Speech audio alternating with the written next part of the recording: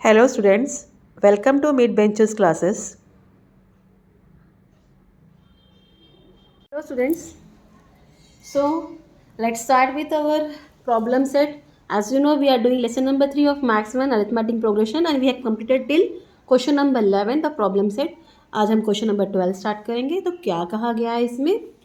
If the sum of first p term of an arithmetic progression किसको equal है to the sum of the first q term, then you have to show कि इनको जो sum करेंगे that the sum of the first p plus q term is zero and p will not be equal to q. तो क्या लिखेंगे? हम assume करेंगे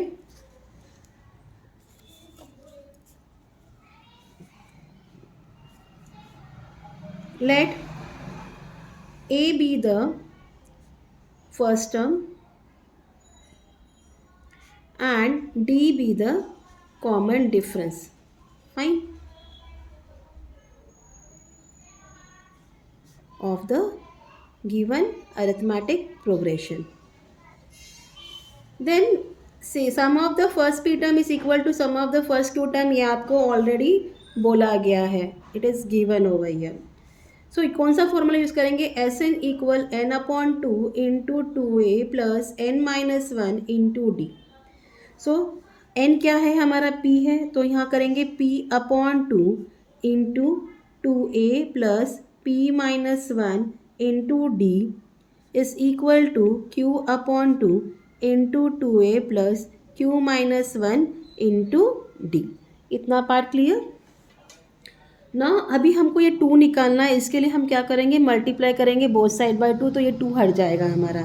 सो it will become therefore p into two A plus p minus one into D is equal to q into two A plus q minus one into d. What we have done? Dividing both side by 2. This much is clear. Now sorry, not dividing, multiplying करना है ना. Divide तो है, multiplying. Okay, this much is clear. So now what we are going to do? We are going to multiply this p with this thing. तो ये हो जाएगा therefore p into two A, ठीक है, plus p into P minus one into D. Okay, हाँ, यहाँ भी वैसा करेंगे q इंटू टू ए plus q into Q minus one into D. ठीक है, अब इनको पूरा हम यहाँ शिफ्ट कर रहे हैं, तो it will become p into two A plus p into P minus one into D. ये माइनस हो जाएगा, minus q into two A, okay, minus q into Q minus one into D is equal to zero. This much is clear. Now if you see, यहाँ two ए और to A common है, हम इनको एक साथ लिखेंगे. Therefore p into two a minus q into two A plus क्या है? p into P minus one, हाँ, और ये minus q into Q minus one, हाँ, इनका कॉमन क्या मल्टीप्लाई है? d equal to zero. इतना क्लियर हो गया आपको? अब ये दोनों का कॉमन टू ए हम बाहर ले लेंगे. टू ए आ गया, यहाँ हो जाएगा p माइनस क्यू. फाइन, ये हमने इसको कर दिया. अब इनको ब्रैकेट से मल्टीप्लाई करेंगे plus p square minus p minus q square plus q. ठीक है, इतना clear. Into D is equal to zero. क्या किया हमने? टू ए कॉमन ले लिया, यहाँ पी माइनस क्यू आ गया और इनको ब्रैकेट से मल्टीप्लाई किया. P into P square, P into one P plus into minus minus, वैसे ही minus Q into Q square minus into minus plus Q into one is Q. इतना clear हो गया आप लोगों को? अब इन दोनों को हम एक साथ लिखेंगे. ये होएगा two a into P minus q plus p square minus q square minus p plus Q into d equal to zero. अब ये पी स्क्वायर माइनस क्यू किसके जैसा है? A square minus b square. इसको कैसे लिखते हैं हम लोग? A plus b into a minus b. हम यही फॉर्मूला इसके लिए यूज़ करेंगे. ठीक है, क्लियर.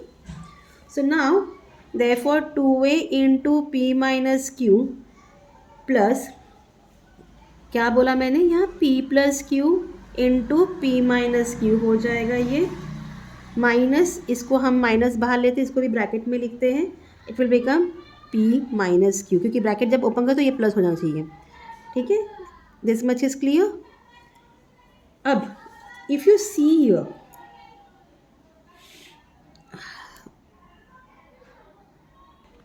अगर आप यहाँ देखो ये दोनों में p माइनस क्यू कॉमन है, हम यहाँ इसको बाहर ले सकते हैं और हमें मिल जाएगा p प्लस क्यू माइनस 1 मिल जाएगा। तो ठीक है, therefore 2a into P minus q plus p minus q common आ गया, यहाँ क्या रह गया p plus q minus 1 into d equal to 0। Okay, this much is clear.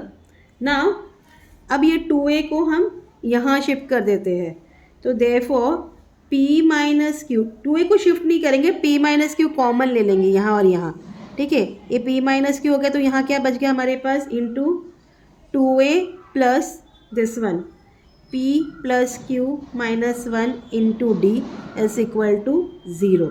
But हमें क्वेश्चन में क्या बोला है, p किसको इक्वल नहीं है, q को इक्वल नहीं है, ये आपको क्वेश्चन में ऑलरेडी कहा गया है। So therefore p minus Q भी किसको नहीं इक्वल होगा, 0 को इक्वल नहीं होगा। सो देयरफॉर क्या इक्वल है, 2a plus p plus q minus 1 into d equal to 0, ये इक्वल है 0 को, इसको आप 1 दे दीजिए। Now sum of the p term plus q term is equal to p plus q upon 2 into क्या आएगा, ये पूरा पार्ट आएगा 2a plus p plus q minus 1 into D, ठीक है। बट ये किसको इक्वल है, 0 को, so it is equal to p plus q upon 2 into 0। Any number you have multiplying by 0, anything, your answer will B 0। So therefore sum of the p term plus q term is what, 0। So our answer is therefore the sum of first p plus q terms is 0। आया समझ में? So this was your 12th sum. Let proceed now. So now what 13th sum is, if m times the m term of an arithmetic progression is equal to n times the n term, then show that m plus n term of the arithmetic is 0। हमें बताना है if m times, जो भी m time का नंबर होगा of m term किसको equal है, n times of the number of n term, तो then we have to show m plus n term भी किसको इक्वल है, 0 को। So again let a be the, see whatever question we are doing from 11th 12th 13th, these all questions are Hertz question. So if they are coming in exam, remember it will come for 3 or 4 marks. So do practice this, it will be helpful for you, because you have to think before doing the sum कि क्या logic लगाएंगे कि सम होगा। So let a be the first term and d be the common difference of the given arithmetic progression. So then क्या बोला है, m times m term किसको equal है, n टाइम्स n टर्म को इक्वल है, ठीक है। तो m times m term is equal to n time n term, this is given to you. So जैसे कि आपको पता है formula, m term equal a plus m minus 1 into d हो जाएगा, and n term equal a plus n minus 1 into d हो जाएगा। So therefore this is equal to this, तो हम लिखेंगे m into a plus m minus 1 into D is equal to n into a plus n minus 1 into d, open the bracket, therefore m a या a m जो आपको लिखना है, a m plus m into m minus 1 into D, ठीक है, equal n a n plus n into n minus 1 into D. अब ये पूरे को हम यहाँ शिफ्ट कर देंगे, अगेन पिछले सम जैसा माइनस हो जाएगा, therefore a m plus m into m minus 1 into d minus a n minus n into n minus 1 into D is equal to 0। This much is clear. अब हम इन दोनों को साथ में लिखेंगे, therefore m minus a n plus m into m minus one into d minus n into n minus one into D is equal to 0. Now हम take this d common, ठीक है, और यहाँ ए कॉमन आ जाएगा, तो therefore a into m minus one हो गया प्लस, ठीक है, इसको मल्टीप्लाई करो, m into m m square, हाँ, minus m into D, okay, minus n into n, minus बाहर लिख दो, n into n n square minus n into d equal to 0. Now take this d common, therefore a into m minus n plus d into m square minus m minus n square plus n equal to 0. इतना clear. अब इन दोनों को साथ में लिखेंगे, a square minus b square कैसा हो जाएगा, a into m minus n plus d into m square minus n square minus m plus n equal 0. इतना क्लियर. हम इसको हम ओपन करेंगे, therefore a into m minus n plus d into,